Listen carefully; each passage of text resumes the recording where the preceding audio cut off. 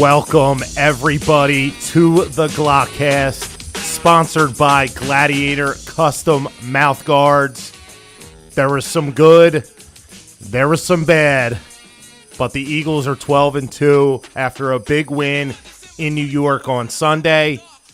Now, I want to ask, what is your confidence level in the Eagles right now? I've been hearing a bunch of complaining all week from the media, from the fans. Some deserved, some not deserved. Before I get into my confidence level, I do want to ask another question. Why is it okay for the Patriots to go to Miami and lose?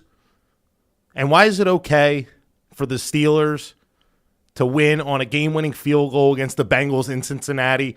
I got news for you. Cincinnati sucks. Miami sucks. But it's okay for those teams to lose.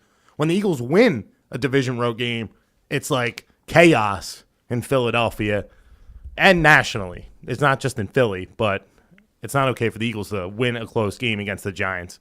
All right, they're 12-2. They're about to clinch home field advantage throughout the playoffs. They're a 9-point favorite on Christmas night against Oakland. My confidence is high. I know Nick Foles is the quarterback. I get it. By the way, he was 24-38 for 237 yards, 4 touchdowns, 0 interceptions, with a quarterback rating of 115.8. Sign me up for that, please. I know the defense has struggled, specifically this past week. By the way, this was the third leg of a 3-game road trip versus a Hall of Fame quarterback. I know Eli struggled, but he's a Hall of Fame quarterback, okay? The defense gave up 88 points on the road trip. That's a lot. A lot of big plays were the main cause. Think back to Doug Baldwin, 46 yards on that all-out blitz. That led to a touchdown. Cooper Kupp, 64 yards. That led to a touchdown. Also, don't forget in that game, there was a blocked punt and an interception on the Eagles' first possession that also led to points. So I feel like that was a bit skewed, that game. 35 points they gave up there. Now we get to this past week. Sterling Shepard, 67-yard touchdown. Tavares King, whoever the hell he is, 57-yard touchdown. They got to stop with the home run plays. If they can calm the big plays down, I think the defense will be okay. The big plays have been the problem on this road trip, and that's why they gave up 88 points. Now, they also scored 87 points. So 88-87. They're still scoring at will, even with Foles, obviously, this past week. Now, the Vikings were also on a 3-game road trip. They went 2-1, same as the Eagles. They also didn't have to stay out on the West Coast for a week. They played on Thanksgiving, had a nice little break in between there. But the Vikings gave up 63 points. They scored 68 points. So, yeah, okay, they gave up 25 less points than the Eagles, but they also scored 19 less. And their road trip was far easier than the Eagles was. But 2-1 is 2-1. They both were 2-1, okay? So you see what I'm saying here. Like I said, the Eagles have the best record in the NFL, folks. 12-2, the best record in the NFL entering Week 16. Are they perfect? No, they're not perfect. They're not a perfect team by any means whatsoever. But this league is wide open. Why not the Philadelphia Eagles? Why not? And I want to further this discussion because in studio with me is Rob McLaughlin, the normally rational Rob McLaughlin. I want to see how rational he is today after Sunday. What's up, Rob? I have some big concerns after Sunday, starting with everything you just mentioned. It's the defense. The defensive line has to get more pressure to stop them home run balls. Where has it been? Well, Vinny Curry stinks. He's going to be on another team next year. You're right. They got to get pressure, but Eli's getting the ball out so fast that they got to tighten some things up. I mean, you can't just play off the receivers like the way they were. They got to come up and jam a little bit. Give your defensive line a chance to go get some pressure on Eli. Is that the simple change? I don't think it's that simple, but you're right. They got to get better. There's no doubt about it. The big plays were brutal. And some were missed assignments. Some were missed tackles. They got to shore the defense up for sure. There's no doubt about it. Yeah, and it's got to start with the cornerbacks. I don't know if they're going to be able to press or not, but it's got to start with the cornerbacks being able to stop the long ball. But I do like what you said with the pressure because they only got to Eli one time. So, I mean, Vinny Curry, come on, man. He's got to step it up, dude. He's going to be on another team next year. I never heard of a run-stuffing defensive end before. You pay these defensive ends to rush the quarterback. But granted, Eli was getting the ball out fairly quickly. Yes. I honestly think they turn around because they have too much talent not to. Now, maybe they do get exposed on a deep ball a game, which isn't that outrageous for the NFL nowadays, given that it's such a pass-and-happy league. But I think that they'll get back to getting pressure on the quarterback. The linebackers might have to get involved in some more blitzes than they are. He's got to blitz a little bit more. He does have to blitz a little more. I feel like he's almost like scared to do it. And that's not what he does. He likes to get pressure with the front four, I understand. But you're not going to get pressure with Vinny Curry and Brandon Graham on a consistent basis like if you had Joey Bosa and Melvin Ingram. You're not going to get that kind of pressure.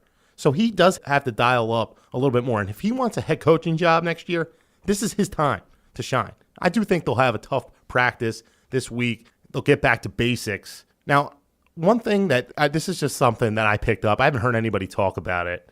Why do they constantly defer to start the game? Well, you have Nick Foles.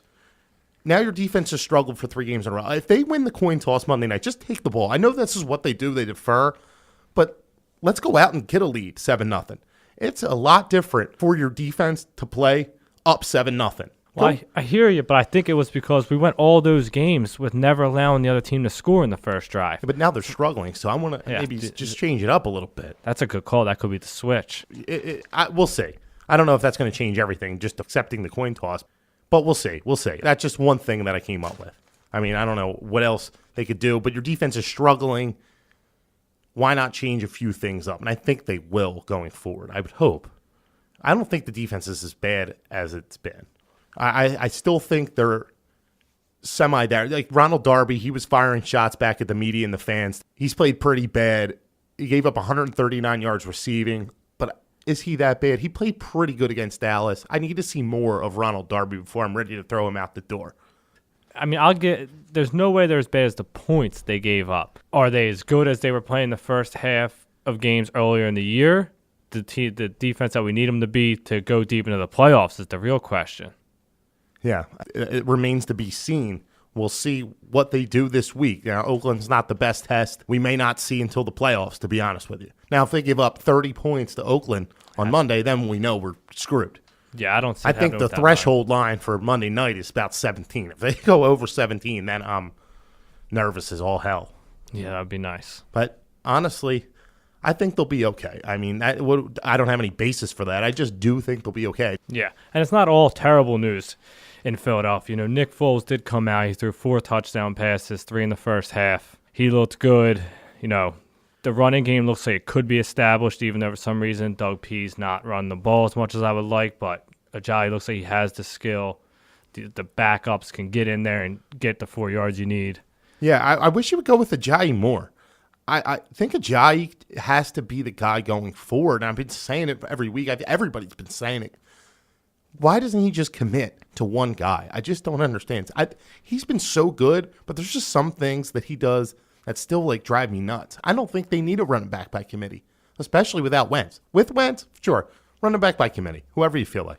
Without Wentz, you got to commit to a guy, run Ajayi 20 times a game at least, and moving these guys in and out, none of them can get a rhythm. So why not just go with Ajayi? He's definitely the most talented one. So let's go with it a little bit. And you get your offensive line, who, by the way, if we're speaking of positives, didn't play that bad on Sunday against a pretty good Giants defensive line. So if there's another positive from the game, it's that. I mean, the offense as a whole was very good on Sunday. You're right about the offense line, too. I felt like going into the game, I was worried about Foles trying to scramble out of the pocket like Wentz constantly. And I didn't, when I was watching, I wasn't feeling tense, like, oh my God, Foles is about to get killed. I never had that moment where I was like, God. Yeah, he got sacked by Olivier Vernon and he fumbled, but thank God they recovered it. He did step up in the pocket a couple times, though, Foles. He showed some pocket awareness, but you're right. The offensive line stepped their game up, and not having Wisniewski. Warmack stepped his game up, so that's a good thing. There is a positive. The offense is moving merrily along. And now, like I said, they're 12-2, Rob. They're 12-2. You don't get here that often.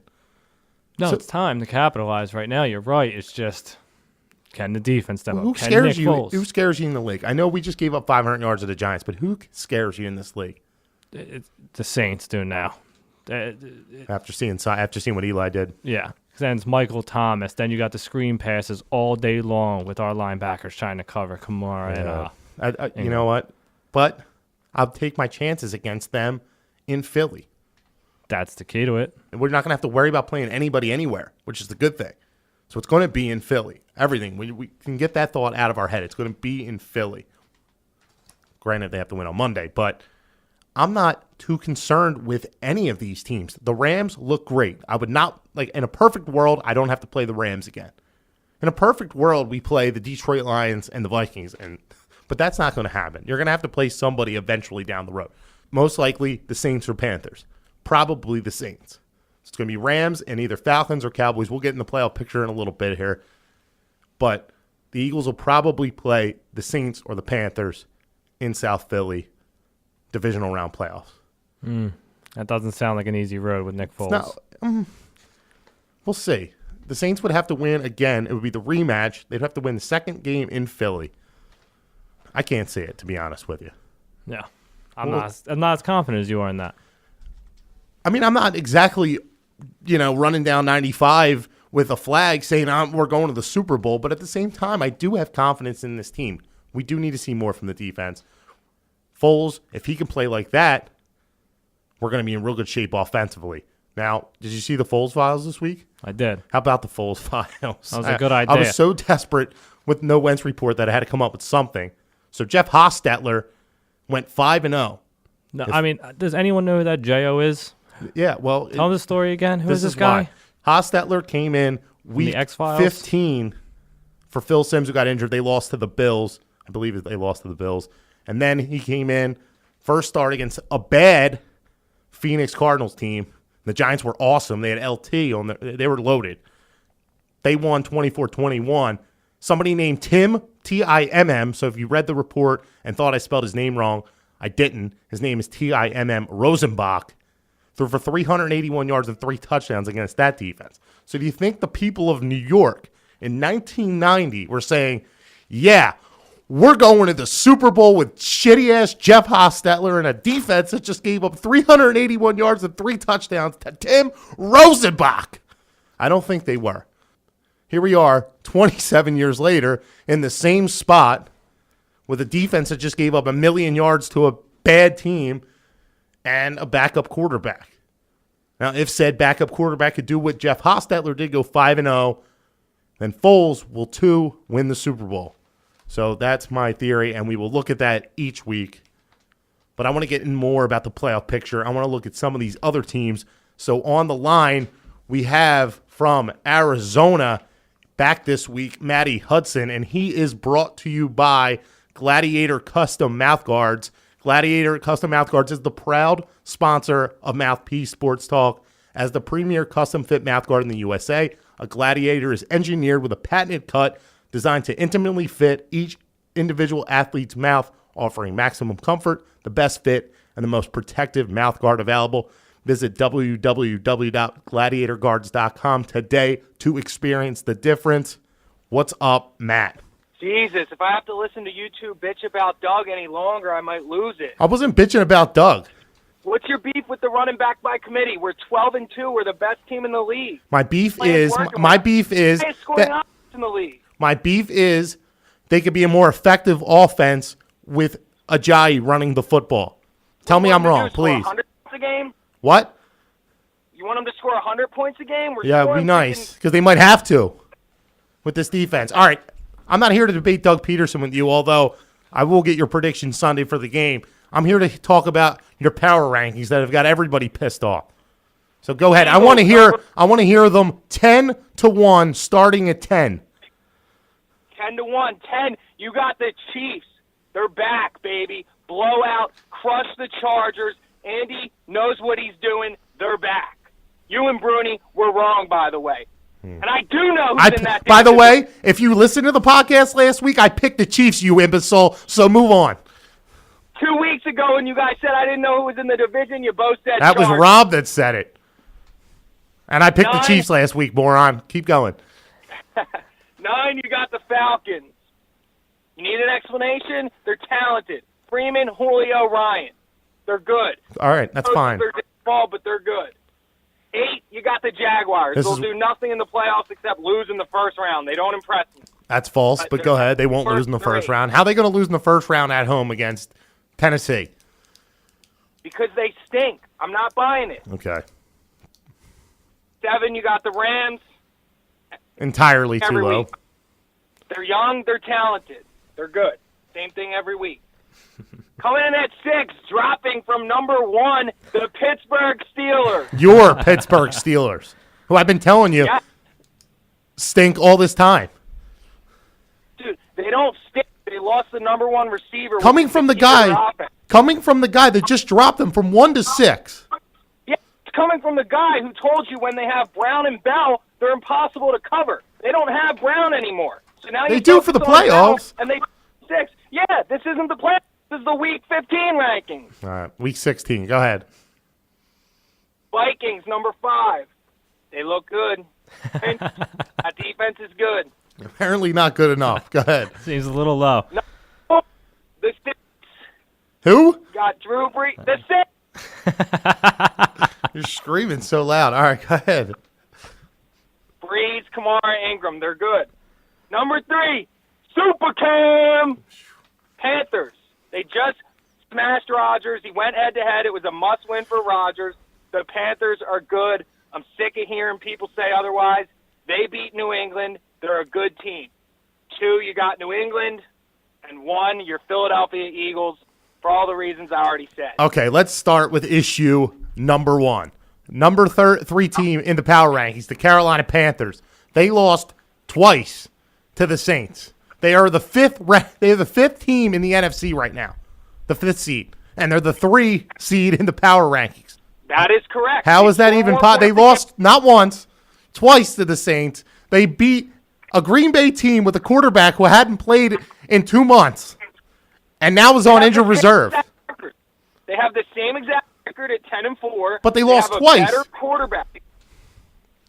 They have beat the Patriots. They beat the Packers. They got a better quarterback. If they play a third time, which they might in the playoffs, they're going to win. So the Saints beat them twice, and the Rams beat the Saints, yet the Rams are at number 7. The Panthers beat the Falcons. The Falcons beat the Saints. It's the same thing. And the Jaguars are not a bad team, dude. The Jaguars could be they're going to make a little noise in the playoffs, I think, personally.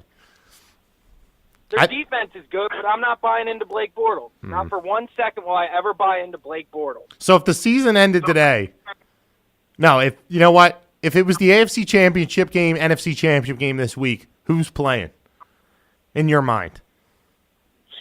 The Eagles are playing at Lincoln Financial Field.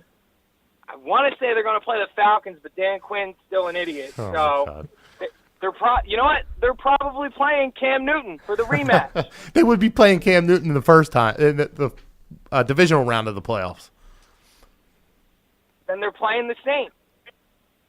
The Saints are going to Eagles play will beat Panthers. the Saints are going to play the Panthers in the first round. It looks like. Well, then the Panthers will win that game.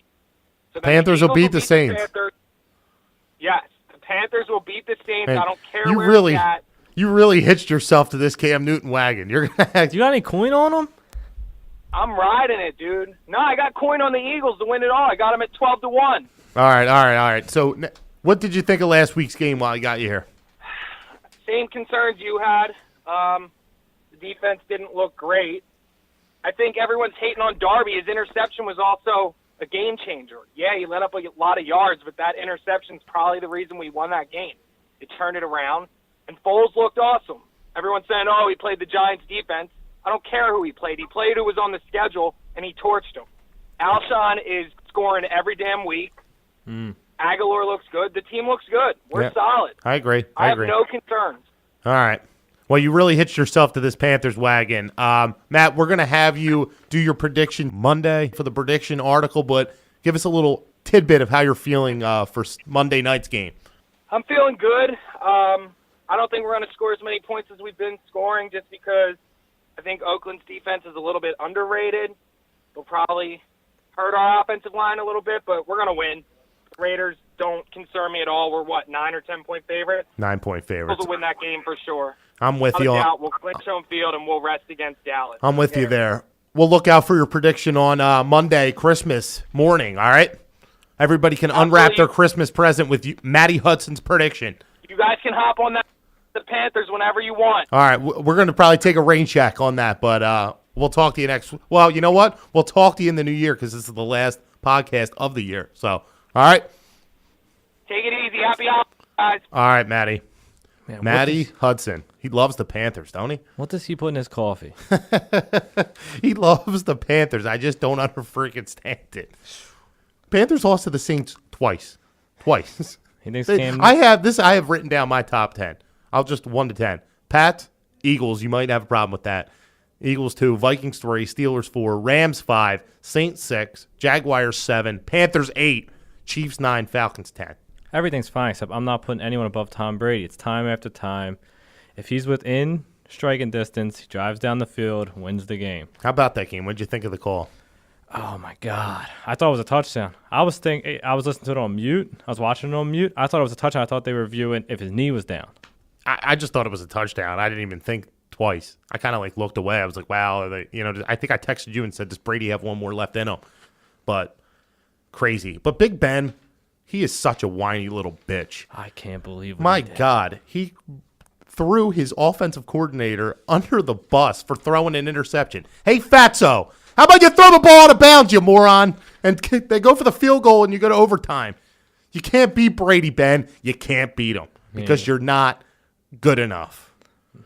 And it's Nick Foles. That's where I get to for the power rankings. To loop it back in. Is Foles good enough to be up 2 scores in the last 2 minutes? We'll see. I didn't say anything about winning the Super Bowl. I just want to get there. All the Eagles have to do is win 3 more football games. They have to win Monday, then they got to win the divisional playoff game, then they got to win the NFC title game. I definitely think they'll get to the NFC title game. That's all reasonable. Now, we'll see if they can get past the NFC title game, depending on who they play. If they play the Vikings, that's a quarterback wash. I don't care what you say. And then it's mano-a-mano from there. If they play the Rams, it's going to be a little more difficult. I'll be a little nervous. I'd be interested to see what an Eagles-Rams line would be. I bet you about a pick. What do you think? In Philly? In Philly. I bet you'd be the same with the Vikings, too. The Vikings might actually be a favorite. I think both teams would be favorites in the link. Well, not if the Eagles blow the doors off of, say, the Saints the week before, but... I hear what you're saying, yeah. I was thinking you meant, this week, say. Yeah, we'll see. We're going to get into the game in a little bit here, but I actually want to take you back in time a little bit here to the only other time that the Eagles played on Christmas in their history of the franchise, December 25th, 2006, a Christmas evening in Dallas. The 8-6 Eagles versus the 9-5 Dallas Cowboys. Andy Reid versus Bill Parcells. Al Michaels and John Madden on the call. Dallas was a 7-point favorite in this game. All they needed to do was win, and they were division champions. The Eagles are coming off 3 straight wins, including 2 divisional wins on the road against the Redskins and then the Giants. Oddly enough, the only other time the Eagles played on Christmas, they also had a backup quarterback under center. You remember? Jeff Garcia. They stopped Marion Barber 3 times on the 1-yard line in this game. Tony Romo passes for only 142 yards, 1 touchdown, 2 interceptions. Garcia went 15 of 23, 238 yards, and a touchdown, 1 pick. B. West was a monster in this game, had 122 yards rushing. The Eagles upset the Dallas Cowboys in convincing fashion, 23-7. Merry Christmas, Philadelphia. The Eagles seemingly win the division. They had to win one more game the next week, but Dallas lost to a bad Lions team. That ruined Dallas' season. Sorry, Jerry Jones. What an awesome, awesome game that was. It's funny, 11 years later, the Eagles again have a backup quarterback under center on Christmas. They can never just have a starting quarterback on Christmas. What do you think about that? I think you're finding every good story for a backup quarterback to hype yourself up. I think I have found every good backup quarterback story. That's what it feels like. It's funny enough, that year, 2006, Garcia played in New York on December 17th. The Eagles played in New York December 17th. Oh, I saw your tweet on that, actually. Okay. Now they're playing on Christmas. Also, and this is a Monday night game. Nick Foles is at quarterback. And you know who they played the playoffs? The Saints. That's who they lost to in the divisional round. But they were in New Orleans. They didn't clinch a bye. Nor were they the best team in the league all year. The Eagles were actually 5-5 when Garcia came in. And then he obviously did what he did. So that was like a wasted season, it felt like.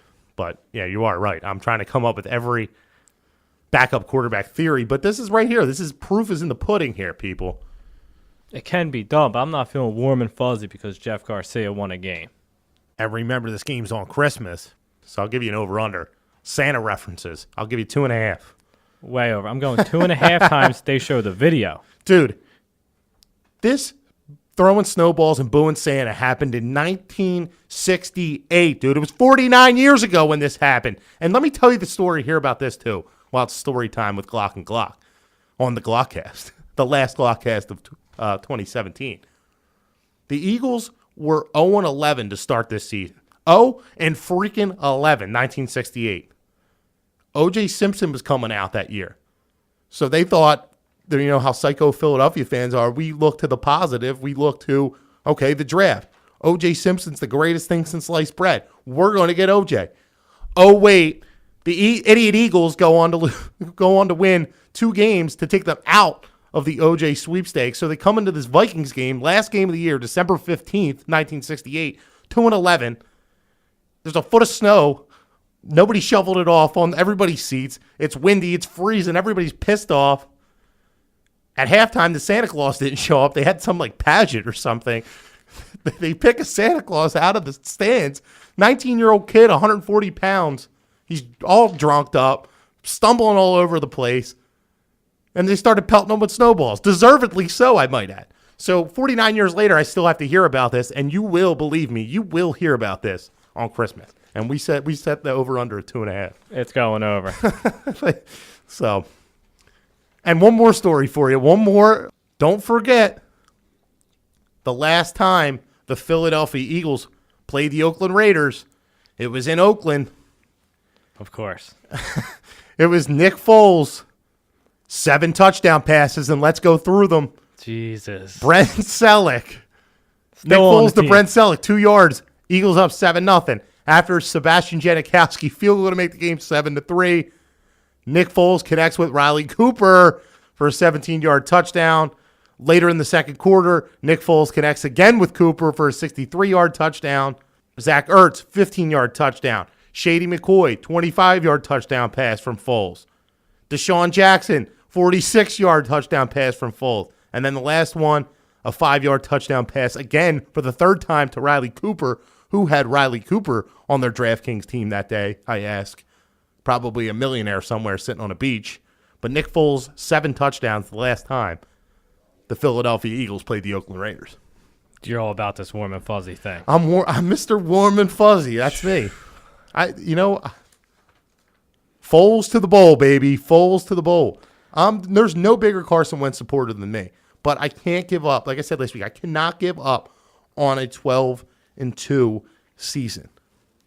The number 1 seed. We haven't been the number 1 seed since the Super Bowl here. No, we're not yet. We got to win this game. One more game.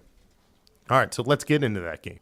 The only way I'm going to be happy with this game is if we limit the Raiders' offensive production. Now, if they get a lucky touchdown from the special teams or an Eagles turnover, I'm not going to hold them responsible, but I want their production.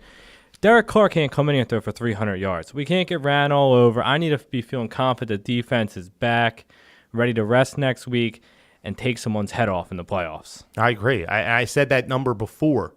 That 17 is my threshold. If the Raiders if this is like a 27, 24 game, I'm not going to be feeling that great. If it's like 31-30 Eagles squeak, I'm with you. I want to see something like they're ripping this team's head off. They're not letting I want to see. I predicted 34-3 last week, and I'll get into my prediction in a little bit here. But I kind of want something like that this week. I want full control. Defense looks good. The quarterback still looks good. I want some domination. Yeah, we're back home now, too. We have a long week to prepare. Maybe the defense, has a meeting. Coach gets them fired up. Extra time to watch tape. get in the zone. Yeah, and Patrick Robinson, who's in concussion protocol, hopefully he'll be able to make this game because of the extra day. Now, what would be a complete success for you? I just said the 17-point threshold. What is your idea of success Tuesday morning, day after Christmas? First and foremost, get the win. Second, have Nick Foles, no bad turnovers. If he has an interception, people throw interceptions. Just nothing terrible, forced throw on, 3rd and 8. Okay, a terrible pass on 1st and 10 I'm not going to love. And then secondly, defense holding them, I'll give 21. I want to win, 24-21, 28-21. I don't care. As long as we get a win, the defense looks good. Foles isn't turning the ball over 3 times. Yeah, I'm sticking with that 17-point threshold. So that's what I want. And I will get into my prediction here in a second, but there is some big games. Let's start with Saturday. Vikings and Packers. Obviously, that game lost its luster because Rodgers is on the IR now. Now, I want to ask you a question. Do you think it's a good thing that the Vikings are probably going to win this game and the Eagles could take care of their own business? Taking care of your own business isn't a big deal to me. One way or the other you get in, I'm not stressing the fact whether it's because the Vikings went down or we won the game. Either way, team goal is to get in the playoffs, get the 1 seed. So you don't really care if... Do you think that increases the mojo in the locker room? Well, I would like take care of their own business, make a statement, feel good going into the playoffs because I'm not sure. I know we were talking about this before we came in here, if they're going to play these guys against Dallas. And I don't think I would, but they may play Foles for a half or so just to keep it going. I'm not sure. We'll see. I don't want to get – you can't get anybody else hurt. Everybody else is already hurt. So that's the risk. I would assume we're both taking Minnesota on Saturday. Of course. What a crappy Saturday night game that is now. Good for Vikings fans because they'll be able to clinch a bye, most likely, with a win over Brett Hundley and the Green Bay Packers. Now let's go to Christmas Eve, 1 o'clock. We got Atlanta at New Orleans. New Orleans is a 5.5-point favorite. This is a huge game because if Atlanta wins out, Atlanta wins the division. But if New Orleans wins here, they clinch a playoff berth.